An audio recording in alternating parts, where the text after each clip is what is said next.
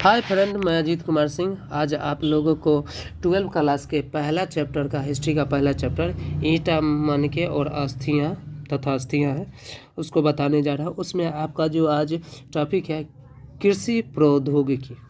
आज आपको कृषि प्रौद्योगिकी पर हम चर्चा करते हैं। देखिए, कृषि प्रौद्योगिकी, हालांकि अनाज के दाने से कृषि के संकेत मिलते हैं। अब देखिए, अनाज के दाने मिले हैं तो कृषि के तो संकेत होगा ही।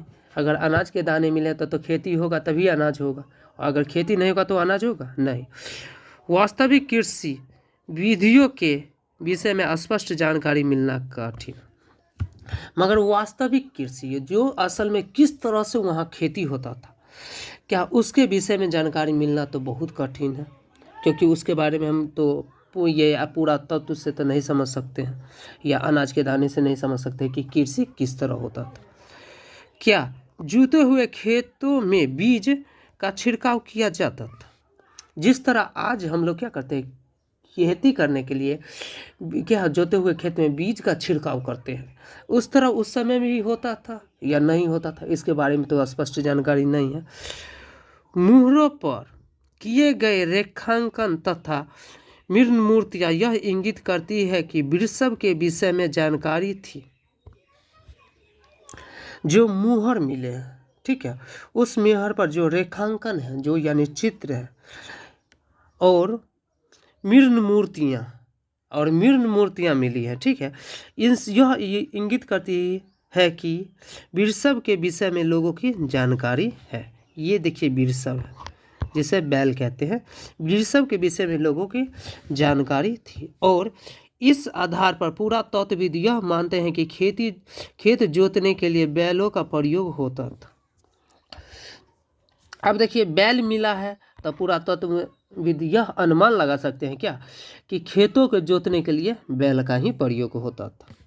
साथ ही चोलिस्तान के कई स्थलों, देखिए चोलिस्तान के कई स्थलों और बनावली यानी जो हरियाणा से मिट्टी से बने हल के प्रतिरूप मिले हैं।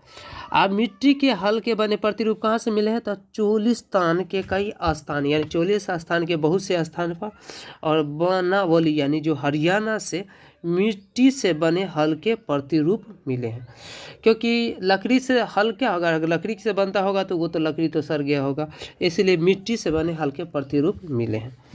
इसके अतिरिक्त पुरातत्वविदों को कालीबंगा यानी राजस्थान नामक स्थान से जोते हुए खेतों के साक्ष्य मिले हैं। देखिए, जोते हुए खेतों के साक्ष्य कहाँ से मिले हैं, तो कालीबंगा, जो कालीबंगा कहाँ है, राजस्थान में, वहाँ से जोते हुए खेतों के साक्ष्य मिला, जो आरंभिक हड़प्पा स्थलों से संबंध है। जो क्या था, आरंभिक हड़प्पा स्थलों से संबंध है, जो जोते हुए खेतों का जो साक्ष्य है वो इस खेत में। अब देखिए, जो कालीबंगा में जो खेत मिला है, उस खेत में हल रेखाओं को दो समूह एक दूसरे को समकोण पर काटते हुए विद्यमान थे, जो यह दर्शाते हैं कि एक साथ दो अलग अलग फसल उगाई जाती थी। जो कालीबंगा में आपको खेत मिला है, ठीक है, खेत में जो जोते हुए खेत का साक्ष्य, उसमें हल रेखा के दो समूहों को यानी दो समूह का एक दूसरे को समकोण पर काटती है। मतलब क्या, दो समूह इस तरह समकोण पर काटती है और काटते हुए विद्यमान है, जो यह दर्शाता है कि एक साथ दो अलग अलग फसल उगाए जाते हैं। इससे क्या होता है कि एक साथ क्या होता है, दो अलग अलग फसल उगाए जाते थे। पुरातत्वविदों ने फसलों की कटाई के लिए प्रयुक्त औजारों को पहचानने का प्रयास किया।